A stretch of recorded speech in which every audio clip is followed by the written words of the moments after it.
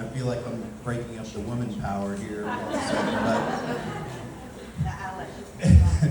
It is my honor and pleasure to introduce to you Dr. Jacquie Baly, who also happens to be my wife.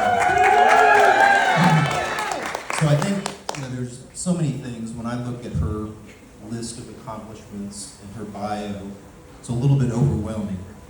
And we want to focus tonight a little bit on her leadership skills and what she brings as a leadership. I think we have to go back to her coming to the United States at 7 years old with her parents who were originally from St. Martin. So she has learned from the very start the necessity of working with people and of learning and of leading. And that has been throughout her career as she went through being a city planner, and then on city council, and then creating her own business. This has always been leading by example. I had the pleasure of joining her life during COVID, actually, as you mentioned, Suzanne. And so then, and watching from there, so I'll focus on what I have seen firsthand. And that begins is that, as with everybody else, business dropped 20 to 30% over the time frame. And since that point, she has not only recovered that, she has increased her overall revenue and business with her company. She leads and she follows and she does that, and it's all in leading by example, and that's one of the things that we go to.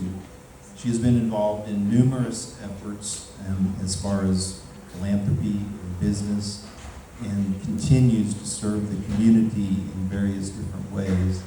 One of her biggest accomplishments that she'll speak to that has happened over that 5 years is that both her sons received their undergraduate degrees. One son received his MBA, and the other son has now started medical school. And that's the greatest accomplishment. And that is the first thing, or one of the first things, that people, when they meet Jacquie and have followed her in some way, can you tell me how you did this? Can you teach me how to raise the children in a certain way?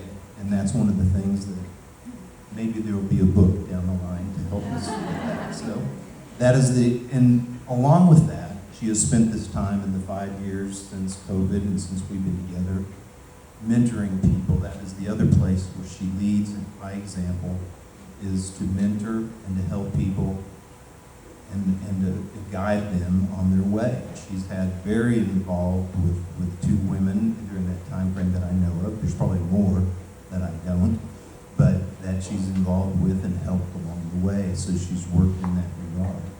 And one of the biggest things that she's done is joined and worked in different boards in philanthropy. And a big one that she joined the board of the American Cancer Society, which was very important to her. Her uncle and her father both had cancer. Her father survived, her uncle did not.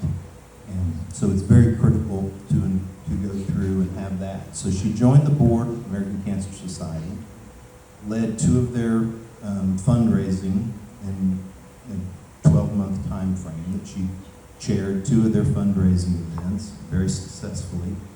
But even more importantly, she went as a volunteer to go on a lobbying effort to Austin, and actually through one of the mentees was able to make some great connections, not beyond what she had of her own, but with the state senator, and gained access to a lot of people.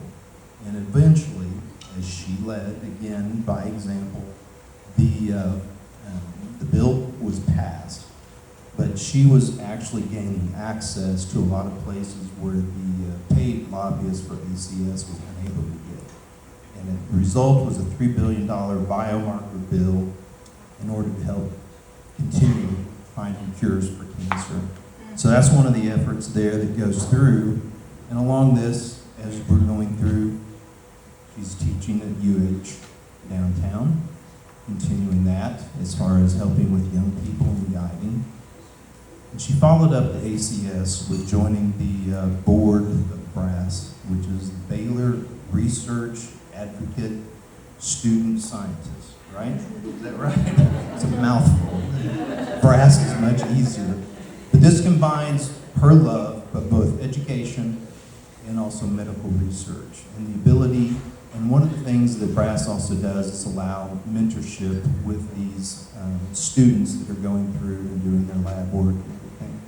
Very critical and a beautiful combination of what she does and allows to lead. So this is, again, and as we talk about leadership,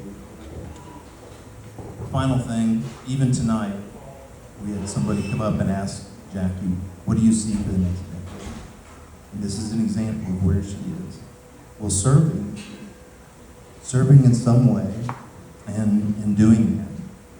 And on top of all this, in the last 5 years, she got her doctorate in education at the University of Southern California. And I'm very proud of you, and I love you, Dr. Jacquie Baly.